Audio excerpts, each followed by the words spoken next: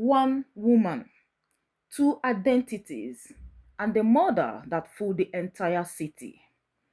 She was powerful, she was envied, and one night she was dead. But when the real Lola Hot walked back through the door, what followed wasn't just a twist, it was a psychological war. Welcome to Criminal Library TV, where true crime meets psychological thriller.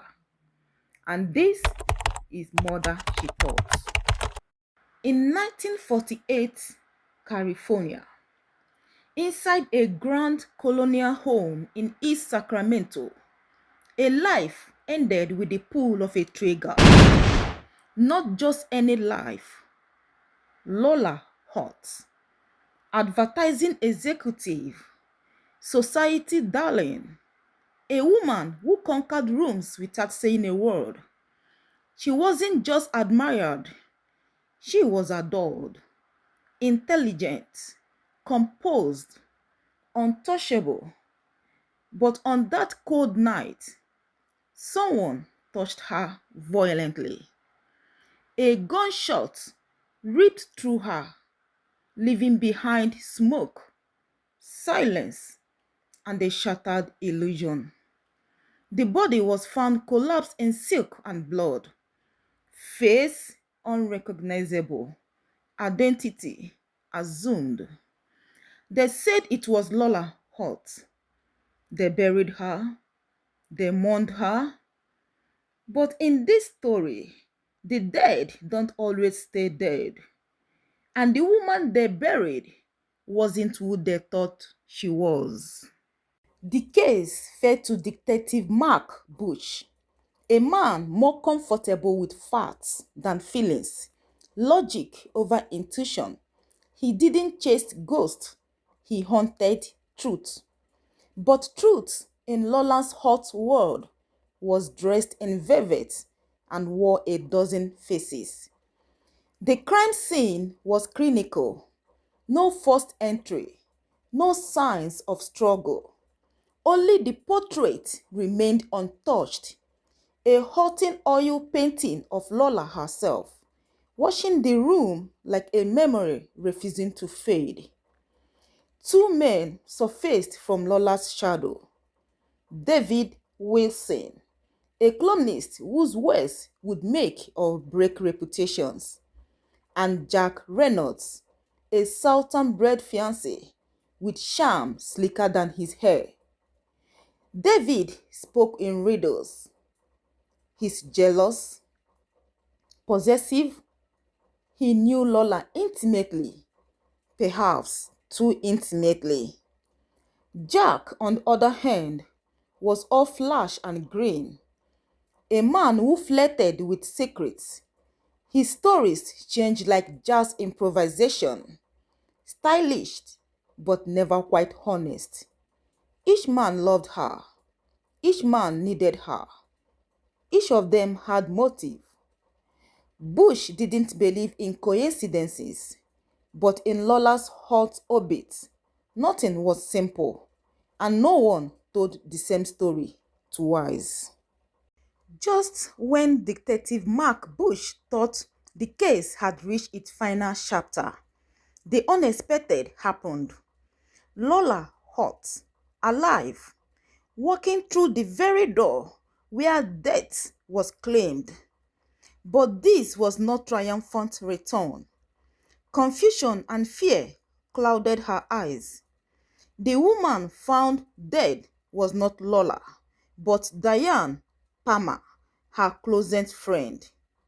Diane had been staying in Lola's apartment during Lola's absence, wearing Lola's robe when she was killed. The lines blurred instantly. Who was the real target?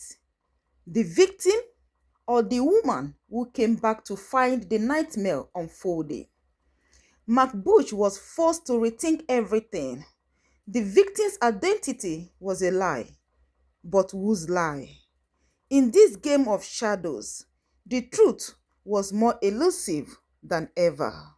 Detective Mark Bush dug deeper into Lola Hutt's life, trying to piece together the truth behind the carefully constructed image. Lola was strong and successful, but her personal life was far more complicated. David Wilson, the columnist, was obsessed with her. His jealousy was obvious, and he didn't hide how much he resented Jack Reynolds, Lola's fiancé. Jack had his own secrets, late night meetings, and whispered conversations that didn't add up. And then there was Diane Palmer, Lola's friend, and who was hiding something too. Each person in Lola's life had reasons to lie, to hide the truth, and maybe even to kill. McBush realized this case wasn't just about finding who pulled the trigger. It was about unraveling lies, betrayals, and motives that ran much deeper than he first thought. In the end, the truth didn't come in a dramatic confession or a sudden twist. It came piece by piece, through interviews, timelines, and one crucial mistake. David Wilson had left a trail. Obsession turned to control, and control turned into something much darker. He had planned everything. He knew Lola was out of town. He waited for the right night, the right moment, thinking he was killing her, but he was wrong. He killed Diane Palmer instead. When Mark Bush confronted him, David tried to deny it, but the evidence was clear. He couldn't explain the missing gun. He couldn't explain the fingerprints. And most of all, he couldn't explain why he had been watching Lola's apartment for weeks. David Wilson was arrested for murder, and Lola, she survived, but not unchanged. Her home, her friendships, her sense of safety, all gone. What was left was a woman forced to rebuild in the aftermath of a crime that was meant for her. Justice had been served, but nothing would ever be the same again. Lola's hot story is one of survival and the hidden danger that can live in plain sight. But Sacramento holds more secrets. Join us next time on Criminal Library TV as we uncover another chilling story in the Murder She Thought series. Until then, stay curious and stay safe.